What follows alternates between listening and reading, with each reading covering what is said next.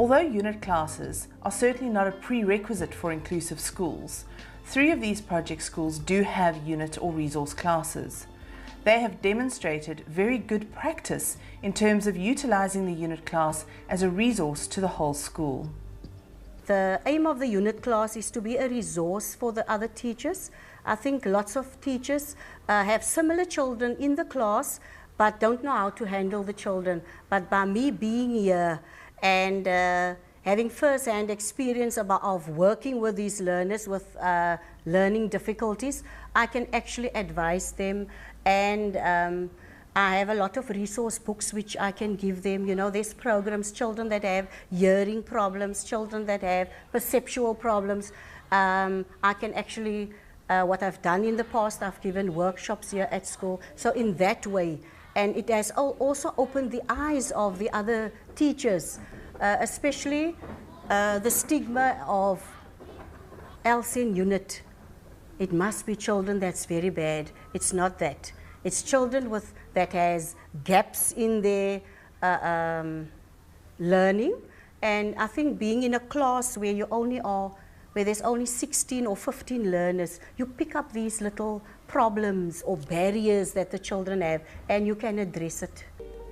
The importance of including the unit class learners in the mainstream wherever possible has also been well demonstrated by the schools. One thing I must say, the learners at Claremont Primary have never ostracized my class. My class has just always been seen as part of the school, and they've never felt that they've been thrown to one side. And how we've maintained that is by including them in the extramural activities at the school. So some of them belong to the choir.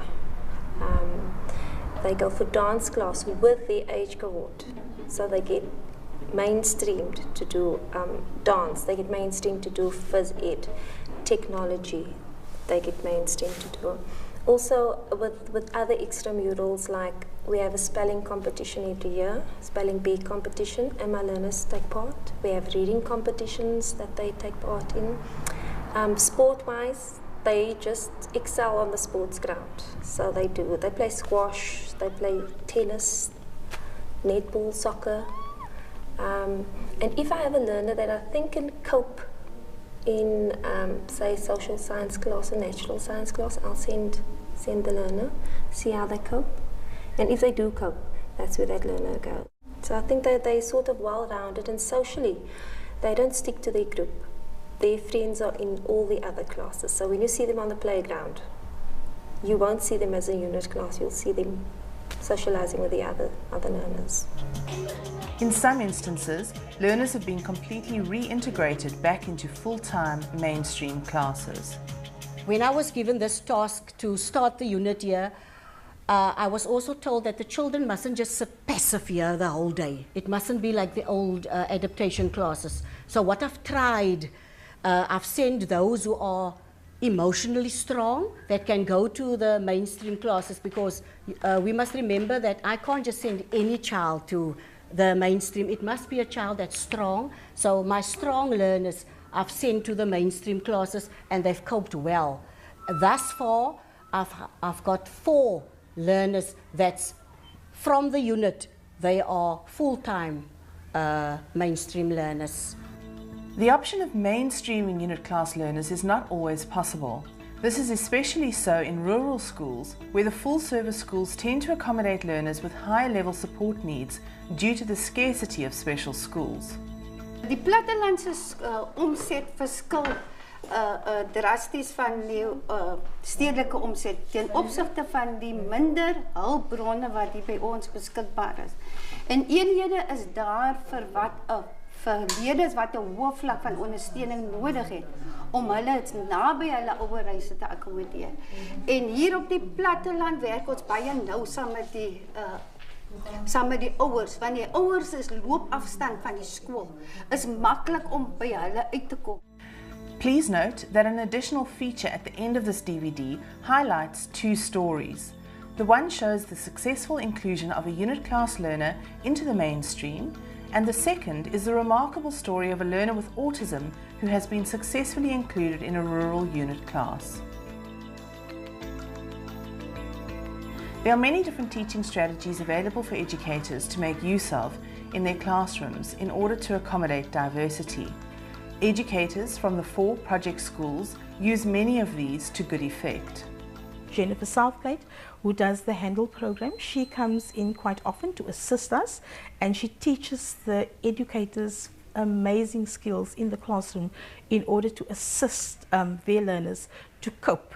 She does exercises with the learners. There were times when she came out and she did exercises with the parents, and she taught the parents and gave them guidelines, amazing guidelines on how to monitor their kids and how to work with their children all the time.